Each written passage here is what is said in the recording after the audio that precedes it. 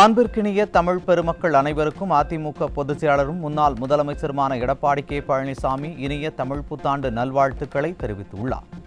புதிய சாதனைகளை படைத்து புதிய வெற்றிகளை பெற்று வழிமறிக்கும் தடைகளை எல்லாம் தகர்த்து வளமான தமிழ்நாட்டை படைத்திட இப்புத்தாண்டில் நாம் அனைவரும் ஒன்றிணைந்து உறுதியேற்போம் என தெரிவித்துள்ளார். தேனி மாவட்டம் போடி அருகே 12 வயது சிறுவனுக்கு பாலியல் தொல்லை கொடுத்த காமுகன் போக்சோவில் சிக்கினார். ஸ்டாலின் ஆட்சியில் சிறுவர்கள் என யாருக்கும் பாதுகாப்பில்லாத சூழல் நிலவி வருவது பெற்றோர்களிடையே கலக்கத்தை ஏற்படுத்தியுள்ளது. திருப்பூர் மாவட்டம் அவிநாசி அருகே துணிக்கடையில் பணியாற்றிய 21 வயது பெண்ணிற்கு தொடர்ந்து பாலியல் தொல்லை கொடுத்து வந்து துணிக்கடை உரிமையாளர் சிக்கினார். விடியல் பயணம், மகளிர் முன்னேற்றம் என வாய்ப்பந்தல் போடும் ஸ்டாலின் ஆட்சியில் கல்விக்கூடங்கள் முதல் வேலைக்கு செல்லும் இடம் வரை பெண்களுக்கு பாதுகாப்பு இல்லை என பொதுமக்கள் குற்றச்சாட்டு. தூத்துக்குடி மாவட்டம் கோவில்பட்டி அருகே கல்லூரி மாணவியிடம் ஆபாசமாக பேசி பாலியல் தொல்லை கொடுத்த மளிகை கடைக்காரர் சிக்கினார்.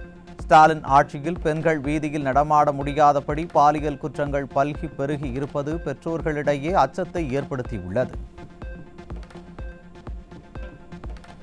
வேலூர் மாவட்டம் குடியாத்தம் அருகே 5 வயது சிறுமிக்கு பாலியல் தொல்லை கொடுத்த 63 வயது காமுகன் சிக்கினார். அப்பா என தனக்குத்தானே பட்டம் கொடுத்துக் கொள்பவரின் ஆட்சியில் பெண் குழந்தைகளுக்கு பாதுகாப்பே இல்லை என்கிற சூழல் நிலவுகிறது. கோவை தெற்கு உக்கடம் பகுதியில் 2 பெண் குழந்தைகளுக்கு பாலியல் தொல்லை கொடுத்த காமுகன் சிக்கினார். ஸ்டாலின் ஆட்சியில் அதிகரித்து வரும் பாலியல் குற்றங்களால் பெண்கள் கடும் அதிருப்தி. திருவண்ணாமலை மாவட்டம் ஆரணி அருகே 8ஆம் வகுப்பு மாணவிக்கு பாலியல் தொல்லை கொடுத்த தீயணைப்பு படை வீரர் சிக்கினார். தனது கட்டுப்பாட்டில் இருக்கும் அரசு ஊழியர்களையே கட்டுப்படுத்த முடியாத மாடல் முதல்வர் எப்படி பெண்களுக்கு எதிரான குற்றங்களை தடுப்பார் என மக்கள் கேள்வி. அப்பா என தனக்குத்தானே பட்டம் கொடுத்துக் கொண்ட ஸ்டாலின் ஆட்சியில் கடந்த 7 நாட்களில் மட்டும் 50 பாலியல் குற்ற சம்பவங்கள் நடந்துள்ளது. மணிப்பூர், காஷ்மீர் குறித்தெல்லாம் கவலைப்படும் திராவிட மாடல் முதல்வர் எப்போது தமிழகத்தில் நடக்கும் அவலங்களை தடுக்க நடவடிக்கை எடுப்பார் என தமிழக பெண்கள் கேள்வி. ஈரோடு மாவட்டம் தாழவாடி அருகே நள்ளிரவில் வீட்டிற்குள் புகுந்து அரசு பள்ளி மாணவனையும் அவரது பாட்டியையும் கொடூரமாக வெட்டி கொலை செய்த மர்ம கும்பல். ஸ்டாலின் ஆட்சியில் ஈரோடு, திருப்பூர் பகுதிகளில் அடிக்கடி வீடு புகுந்து கொலை செய்யப்படும் சம்பவங்கள் மக்களிடையே கலக்கத்தை ஏற்படுத்தியுள்ளது.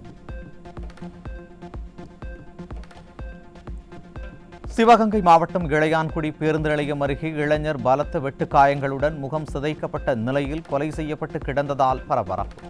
விடிய அரசின் ஏவல் துறை ரோந்து பணிகளை முறையாக செய்யாததால் பேருந்து நிலையம் போன்ற பொது இடத்திலேயே கொலை சம்பவம் நடந்திருப்பதாக மக்கள் குற்றச்சாட்டு. விழுப்புரம் மாவட்டம் முருகந்தாங்கல் கிராமத்தில் மதுபோதையில் பழங்குடியின பெண்ணை கொலை செய்த கணவர் சிக்கினார். ஸ்டாலின் ஆட்சியில் நாள்தோறும் நடைபெறும் கொலை சம்பவங்களால் மக்கள் அதிருப்தி. சென்னை சென்ட்ரல் ரயில் நிலையத்தில் 15 கிலோ கஞ்சா பொட்டலங்கள் சிக்கியது. ஸ்டாலின் ஆட்சியில் தினம்தோறும் சந்தை காய்கறிகள் வருவது போல தலைநகர் சென்னைக்கு கஞ்சா பொட்டலங்கள் ரயிலில் வந்து இறங்குவதாக மக்கள் விமர்சனம். மயிலாடுதுறை ரயில் நிலையத்தில் விரைவு ரயிலில் கடத்தி வரப்பட்ட 20 கிலோ மதிப்பிலான குட்கா போதைப் பொருட்கள் சிக்கியது. ஸ்டாலின் அரசின் ஏவல் துறை குட்கா மற்றும் புகையிலை பொருட்களின் புழக்கத்தை தடுக்க முடியாமல் திணறி வருவதாக மக்கள் விமர்சனம். திருச்சி KK நகர் அருகே இளைஞர்களின் வாழ்வை சீரழிக்கும் விதமாக போதை மாத்திரை விற்பனையில் ஈடுபட்ட 7 பேர் சிக்கினர். சட்டம் ஒழுங்கை காக்க வேண்டிய திராவிட மாடல் முதல்வர் போதையின் பாதையில் செல்ல வேண்டாம் என வெற்று விளம்பரங்களை வெளியிட்டு கபட நாடகம் ஆடுவதால் சீரழியும் தமிழ் சமூகம். சென்னை ஐஸ்ஹவுஸ் பகுதியில் இளைஞர்களின் வாழ்வை சீரழிக்கும் மெத்தப்பட்டமைன் சிக்கியது. ஸ்டாலின் ஆட்சியில் தமிழகம் போதைப் பொருள் வியாபாரிகளின் கேந்திரமாக மாறியிருப்பதாக மக்கள் வேதனை. அப்பா என தனக்குத்தானே பட்டம் கொடுத்துக் கொண்டவருக்கு எதிர்வரும் சட்டமன்ற தேர்தலில் பெண்களின் ஆதரவு இல்லை என உளவுத்துறை தெரிவித்திருப்பதாக தகவல்.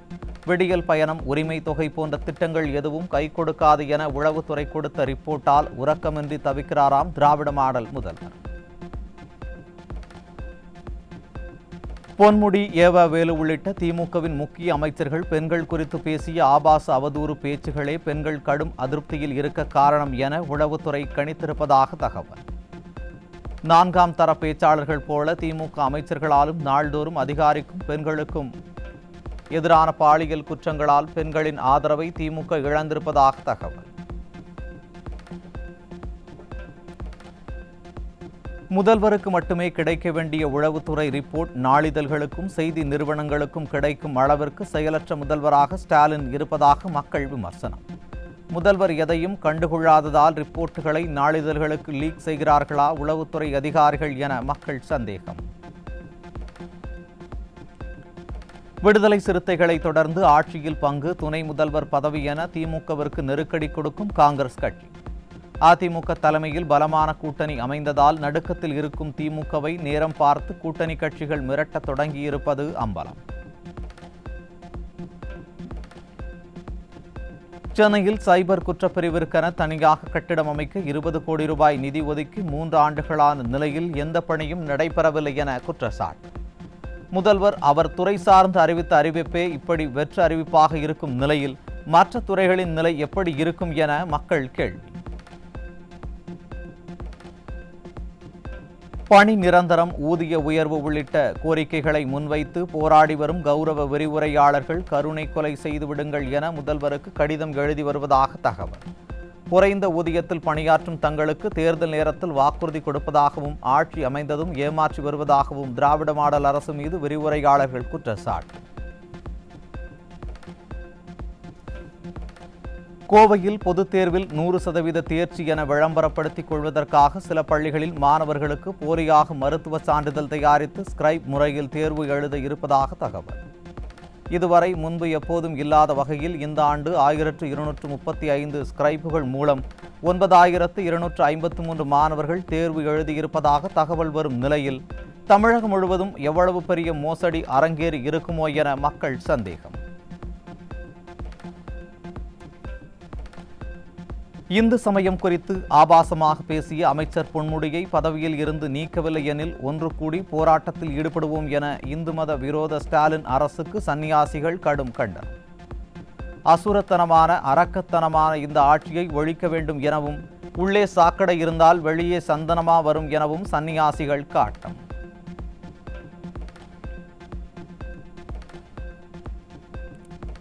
மாற்றுத்திறனாளிகள் சங்கம் பல்வேறு கோரிக்கைகளை வலியுறுத்தி சென்னையில் உள்ள தலைமைச் செயலகத்தை முற்றுகையிடும் தொடர் போராட்டத்தை 2025 ஏப்ரல் 22 முதல் நடத்த உள்ளதாக அறிவிப்பு. நிர்வாக திறனற்ற ஸ்டாலின் அரசு மாற்றுத்திறனாளிகளுக்கு கொடுத்த வாக்குறுதிகள் எதையும் நிறைவேற்றாமல் வஞ்சிப்பதாக மாற்றுத்திறனாளிகள் வேதனை. திருப்பூரில் 1 லட்சம் மதிப்புள்ள பைக் திருடப்பட்ட சம்பவம் தொடர்பாக பாதிக்கப்பட்டவர் புகாரளிக்க சென்றபோது இன்று போய் நாளை வா என காவல்துறையினர் அலட்சியமாக பேசியதாக குற்றச்சாட்டு. பைக் திருடப்பட்ட சிசிடிவி காட்சிகள் வெளியான நிலையில் ஸ்டாலின் அரசின் காவல்துறை தாமதமாகவே புகார் பெற்றதாக பாதிக்கப்பட்டவர் வேதனை. கிருஷ்ணகிரியில் 100க்கும் மேற்பட்டோரிடம் அரசு வேலை வாங்கித் தருவதாக பண மோசடியில் ஈடுபட்ட அரசு ஊழியர் உட்பட 2 பேரை பாதிக்கப்பட்டவர்கள் முற்றுகையிட்டு போராட்டம் நடத்தியதால் பரபரப்பு. ஸ்டாலின் அரசின் ஏவல் துறை மோசடி ஆசாமிகளுக்கு ஆதரவாக செயல்படுவதாக பாதிக்கப்பட்டவர்கள் வேதனை. கடலூர் மாவட்டத்தில் சாலையோரம் நின்று கொண்டிருந்த லாரி ஓட்டுநரை தாக்கி பணம் பறிக்கப்பட்ட சம்பவம் ஓட்டுநர்கள் மத்தியில் மீண்டும் அதிர்ச்சியை ஏற்படுத்தியுள்ளது. ஸ்டாலின் அரசின் ஏவல் துறை மீது அச்சமில்லாமல் போனதே இத்தகைய குற்ற சம்பவங்கள் நடைபெற காரணம் என ஓட்டுநர்கள் குற்றச்சாட்டு. தமிழக கடலோர மாவட்டங்களில் வருடாந்திர மீன்பிடி தடைக்காலம் ஏப்ரல் 15 முதல் ஜூன் 14 வரை அமலுக்கு வருகிறது. கடலூர் உள்ளிட்ட 14 மாவட்டங்களில் மீனவர்களின் தொழில் முற்றிலுமாக முடங்கியுள்ள நிலையில் மீன்பிடி தடைக்கால நிவாரண நிதியை ஸ்டாலின் அரசு உயர்த்தி வழங்க வேண்டும் என்கிற கோரிக்கை எழுந்துள்ளது.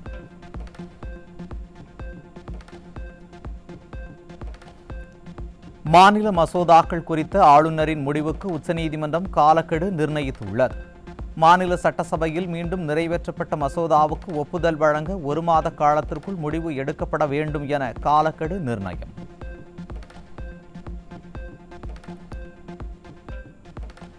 கொரோனா காலத்தில் பணியாற்றிய சுகாதார பணியாளர்களுக்கு நிரந்தர வேலை வழங்க திராவிட மாடல் அரசு நடவடிக்கை எடுக்க வேண்டும்.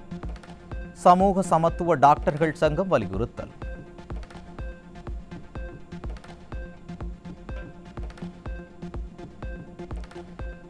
ராணிப்பேட்டை மாவட்டம் ஆற்காடு அருகே கார் வாட்டர் வாஷ் செய்யும் கடைக்குள் புகுந்து ஊழியர்களை தாக்கிய திமுக கவுன்சிலர்.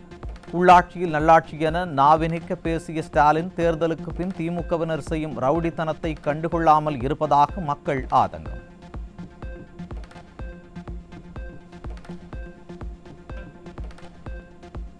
பயணிகளுக்கு கூடுதல் வசதிகளை வழங்குவதாகவும் செலவுகளை குறைப்பதாகவும் கூறி தனியார் குளிர்சாதன பேருந்துகளை வாடகைக்கு வாங்கும் திராவிட மாடல் அரசு. இது பொது போக்குவரத்தை தனியார் மயமாக்கும் ஸ்டாலின் அரசு எடுக்கும் முயற்சிகளின் ஒரு பகுதி என தொழிற்சங்கங்கள் மற்றும் போக்குவரத்து ஊழியர்கள் குற்றச்சாட்டு.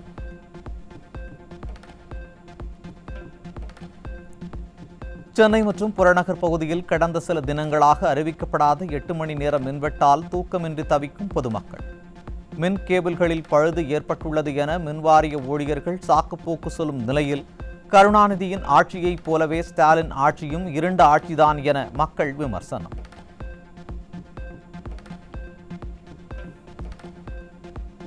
மதுரை மாநகராட்சியில் கடந்த 3 மாதங்களில் மட்டும் 4575 பேர் தெருநாய்க்கடியினால் பாதிக்கப்பட்டதாக அதிர்ச்சி தகவல். தெருநாய்களை கட்டுப்படுத்தாமல் ஸ்டாலின் அரசின் நிர்வாகம் மெத்தனமாக இருப்பதாகவும் மக்கள் குற்றச்சாட்டு.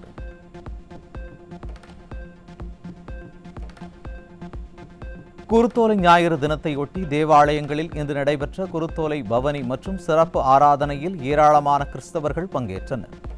குருத்தோலையை கையில் ஏந்தி பிடித்தபடி ஹோசன்னா தாவீதின் புதல்வர் என்ற பாடலை பாடியபடி பவனியாக சென்ற கிறிஸ்தவர்கள்.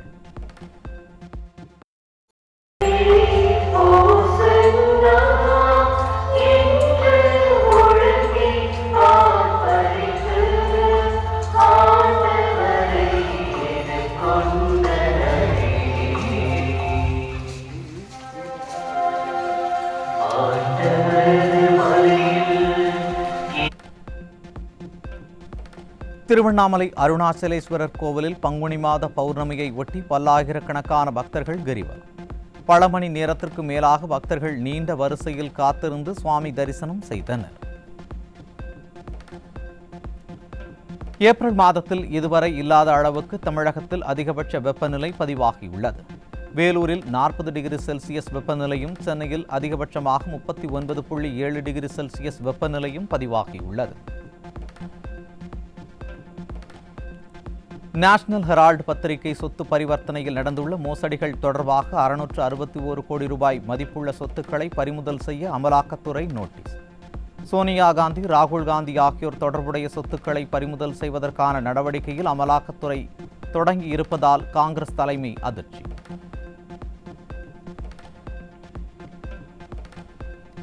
ஹரியானா மாநிலம் சோனிபத் மாவட்டத்தில் ஓபி ஜிண்டால் பல்கலைக்கழகத்தில் நடந்த வினோத சம்பவம் குறித்த வீடியோ வெளியாகியுள்ளது.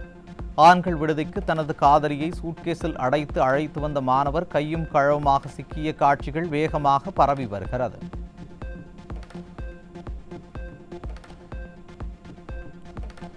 சிங்கப்பூரில் தீ விபத்தில் சிக்கிய 16 குழந்தைகள் மற்றும் 6 பெரியவர்களை துணிச்சலுடன் போராடி உயிருடன் மீட்ட 4 இந்தியர்களை கௌரவித்த சிங்கப்பூர் அரசு. ஆந்திர துணை முதல்வர் பவன் கல்யாணின் மகன் உட்பட பலரது உயிரை மீட்ட இந்தியர்களுக்கு குவியும் பாராட்டு.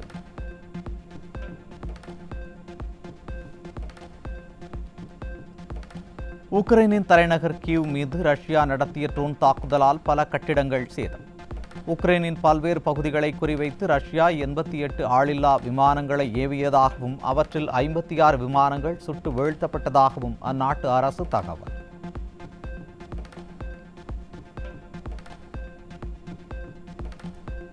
பதினோராவது இந்தியன் சூப்பர் லீக் கால்பந்து தொடரின் இறுதி ஆட்டத்தில் பெங்களூரு அணியை 2-1 என்ற கோல் கணக்கில் வீழ்த்தி சாம்பியன் பட்டத்தை வென்ற மோகன் பகான் அணி.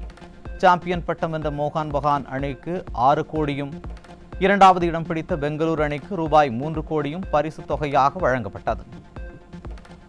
Trophy to the winning captain, Subhashish Bose!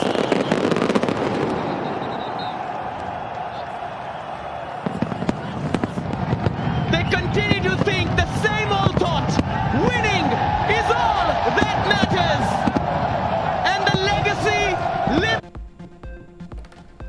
Mandi Carlo tennis தொடரின் அரையிறுதி ஆட்டத்தில் டேவிடோவிச்சை வீழ்த்தி இறுதிப் போட்டிக்கு முன்னேறிய கார்லஸ் அல்காரஸ்.